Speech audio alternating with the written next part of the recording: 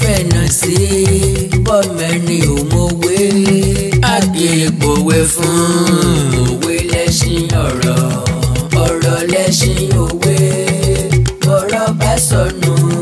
òwe la ó fi wá. tẹ́nitẹ́ni èkìtà lọ́la tàn ẹlẹ́nu rírò lọ́la mọ̀ọ́yá ẹ̀ oníṣu ń jẹ su ẹ̀ lọ́sẹ̀nu yánkanyànkan àti su àtẹnu mo ṣe bóun lónìí nǹkan rẹ̀ èdè Yorùbá rẹwà púpọ̀ àṣà Yorùbá dùn mọ́mọ́ ẹjá gbìyànjú láti gbé ntọ́jẹ́ ti Yorùbá lárugẹ ẹjá gbé èdè àti àṣà wa lárugẹ kó má bàa parun torí òní kọ́ torí ọjọ́ iwájú àwọn ọmọ wa ni Akandọ̀rọ̀ Awíkonko náà lórúkọ tèmi Àjàó Wàró Awíkonko asọ̀rọ̀ lójú ọlọ́rọ̀ ẹ̀kẹ́ ọmọ adófọ́ tilé ó ti ta ilé ọmọ arẹ́rù mẹ́sàn ahéré ọmọ yẹkuyẹku ọ̀gẹ̀dẹ̀ ọmọ yẹdùyẹdù mo tún dé pẹ̀lú àkọ́tún òwe lẹ́sìn ọ̀rọ̀ fún ti sáà yìí àkọlé òwe lẹ́sìn ọ̀rọ̀ fún ti sáà yìí òun náà ni mo pè ní à ń rí wèrè sá ó ní bàbá dókè odò ká dúró de òun à ń rí wèrè sá ó ní bàbá dókè odò ká dúró de òun ìṣẹ̀lẹ̀ tó dìtàn yìí ìtàn tó yípadà tó dòwe yìí ìlú Ẹdẹ ló ti wáyé lásìkò Tìmì Báńgbáyé òun náà nìṣẹ̀lẹ̀ tá a wí ọ̀hún ṣẹlẹ̀ arákùnrin kan bẹ Dúróṣinmí lórúkọ rẹ̀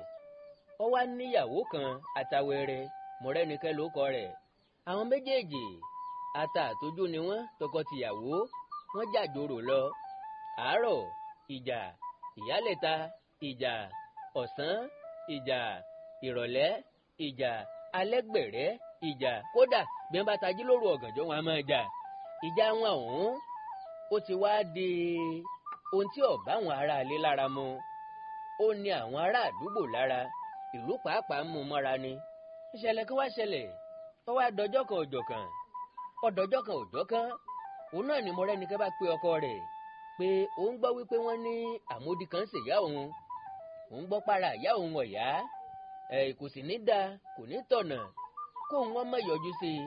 kíyà òun má ṣe bẹ́ẹ̀ kó má dágbére fáyé Dúróṣinmí bá sọ fún ìyàwó ẹ̀ Mọ̀rẹ́nikẹ́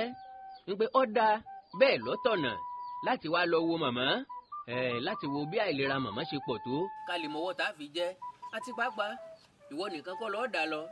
èmi náà ó tẹ̀lé ọ ṣùgbọ́n kò ní dáa káwa méjèèjì ó tẹ̀léra wa kúrò nílùú bí ẹni pé à ń sá jáde kúrò nínú ìlú ni ìwọ wá máa lọ níwájú.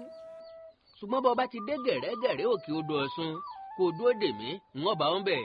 arábìnrin yìí bá lọ ṣùgbọ́n ṣe lọ́tẹsẹ̀ mọ́rìn bó ṣe dé òkè odò Ọ̀ṣun bẹ́ẹ̀ ló kiri mọ́lẹ̀ ní sá lọ ọkọ rẹ̀ bá dé Dúróṣinmí nírètí pé kóun ó dé òkè odò Ọ̀ṣun kóun ó bá yàwó òun níbi títí ń sinmi títí ń dúró dè òun kò mọ̀ pé ọmọjá ti kúrò níye tó wà tẹ́lẹ̀ ejò ti wọ́ kúrò níbi tàná dídé tó dé òkè odò Ọ̀ṣun kò bá yàwó ẹ̀ òun náà bá kiri mọ́lẹ̀ nílé lọ ó lé yàwó ẹ̀ bá kó tó dóṣogbo tí í ṣèlú wọn ó lù ú bíi kúkú bíi yíyè ó wọ padà sílùú Ẹdẹ ọ̀rọ̀ ń bígì ọba dòbí wọ́n bá kóra wọn ó di rẹ̀rẹ̀ níwájú kábíyèsí ọba Tìmì Báńgbáyé ńgbà tí wọ́n dọ́dọ̀ Tìmì bàbá béèrè bó o ní ṣùṣe kú bó o lọ̀bẹ ṣe bẹ́ wọ́n kálàyé palẹ̀ ọ̀tún wí tiẹ̀ òsì sọ tiẹ̀ ọ̀dà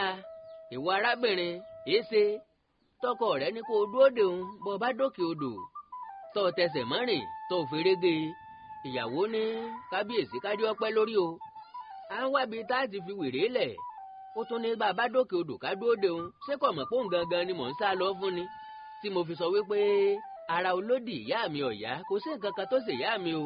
èmi fẹ́ sá kù lọ́dọ̀ rẹ̀ kí n lè sinmi òní ẹjọ́ ọ̀la àròyé ọ̀la wàhálà ọ̀túnla ìjàngbọ̀n ńlọ́jẹ́ kí n ṣe bẹ́ẹ̀ sọ fún un wípé àmódi ń ṣèyá mi látìgbà náà níṣẹ̀lẹ̀ ti dìtàn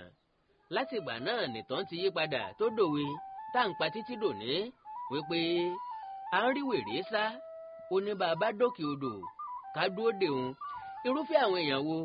là ń lo wèrè fún a máa lò ó fún ẹni tí a fẹ́ bá ṣe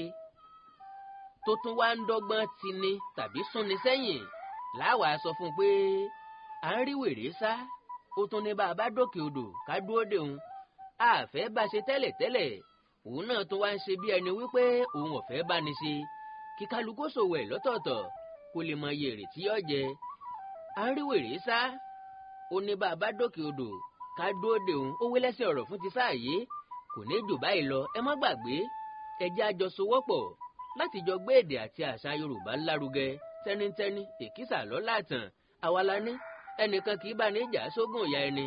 Yorùbá ló lédè, Yorùbá ló làṣà, Yorùbá ló ní ká sọ̀rọ̀ ká fa kò mọ òkun ọ̀rọ̀ yọ. Àkàndá ọ̀rọ̀ Awíkonko náà ló kọ mi. Àjàó Àrò Awíkonko asọ̀rọ̀ lójú ọlọ́rọ̀. Ẹ má gbàgbé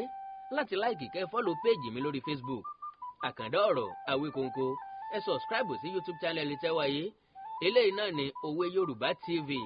Òwe Yorùbá TV níbi tá a ti ń sọ àwọn ìṣẹ̀lẹ̀ tó dìtàn lọ́lọ́kan òjọ̀kan, àwọn ìtàn tó yí padà tó dòwe. Bẹ́ẹ̀ bá wá ní nǹkan pàtàkì láti bá mi sọ ẹ já sọ̀rọ̀ lórí WhatsApp nìkan +234 904 851 9362 +234 904 851 9362. Èdè àti àṣà Yorùbá ò ní wọmi,